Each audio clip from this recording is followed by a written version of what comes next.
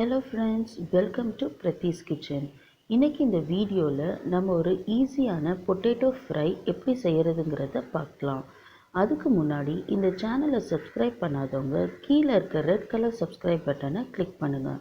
கூடவே பக்கத்தில் இருக்க பெல் ஐக்கனையும் கிளிக் பண்ணுங்கள். ஸோ தட் நான் எப்போ வீடியோஸ் அப்லோட் பண்ணாலும் அதுக்கான நோட்டிஃபிகேஷன்ஸ் உங்களுக்கு கிடைக்கும். நீங்கள் எந்த வீடியோவும் மிஸ் பண்ணாமல் பார்க்கலாம். இப்போ வீடியோக்குள்ளே போகலாம்.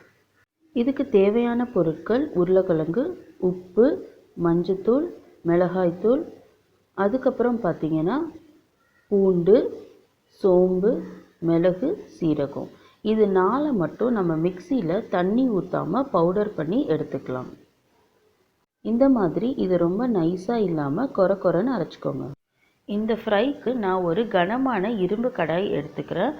ஏன்னா கனமாக இருந்தால் தான் அது அடிப்பிடிக்காமல் நல்லா ஃப்ரை ஆகும். இதில் ஃபர்ஸ்ட் நம்ம ஒரு 3 ஸ்பூன் தேங்காய் எண்ணெய் ஊற்றிக்கலாம். உங்களுக்கு எந்த எண்ணெய் வேணுமோ நீங்கள் அதை யூஸ் பண்ணிக்கலாம். தேங்காய் எண்ணெய் உடம்புக்கு ரொம்ப நல்லது, அதனால் ஃப்ளேவரும் கொடுக்கும் நல்லா டேஸ்ட்டாக. நான் தேங்காய் எண்ணெய் தான் யூஸ் பண்ணுறேன்.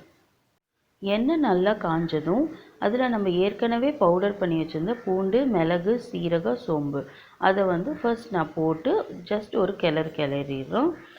அதுக்கப்புறம் இதில் நம்ம உருளைக்கிழங்கை சேர்த்துக்கலாம். உருளைக்கிழங்கு நான் சின்ன தோல் எடுக்காமல் சின்ன சின்ன க்யூப்ஸாக கட் பண்ணிக்கிறேன்.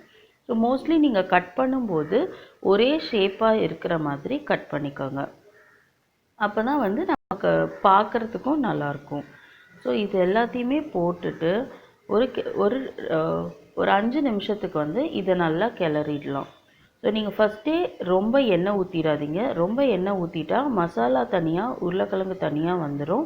ஸோ ஃபர்ஸ்ட் நீங்கள் நம்ம கொஞ்சம் கொஞ்சமாக தான் எண்ணெய் சேர்க்க போகிறோம். இதுக்கு ரொம்பவும் எண்ணெய் இல்லை, மேக்ஸிமம் ஒரு 5லேருந்து 6 ஸ்பூன் எண்ணெய் தான் நமக்கு தேவைப்படும். ஸோ ஃபர்ஸ்ட் நான் 3 ஸ்பூன் ஊற்றிட்டு இதை நல்லா கிளறிக்கலாம். இப்போ இதில் 1 ஸ்பூன் மஞ்சத்தூள், நான் 2 ஸ்பூன் மிளகாத்தூள் சேர்த்துக்கிறேன். ஏன்னா இது வீட்டில் அரைச்ச மிளகாத்தூள், அதனால நான் 2 ஸ்பூன், காரம் கொஞ்சம் கம்மியாக இருக்கும், நான் 2 ஸ்பூன் சேர்த்துக்கிறேன். நீங்கள் கடையில் வாங்குகிற மிளகாத்தூளாக இருந்தால் உங்களுக்கு காரத்தை ஏற்ற மாதிரி நீங்கள் ஆட் பண்ணிக்கோங்க. கூட நமக்கு தேவையான அளவு உப்பு. நம்ம ஏற்கனவே இதில் மிளகுத்தூளும் சேர்த்துருக்கிறதுனால அதுக்கேற்ற மாதிரி நீங்கள் காரத்தை பார்த்து சேர்த்துக்கோங்க.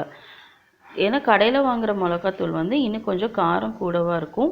அதனால் அதுக்கேற்ற மாதிரி நீங்கள் சேர்த்துட்டு இதை நல்லா ஒரு கிளறிடலாம்.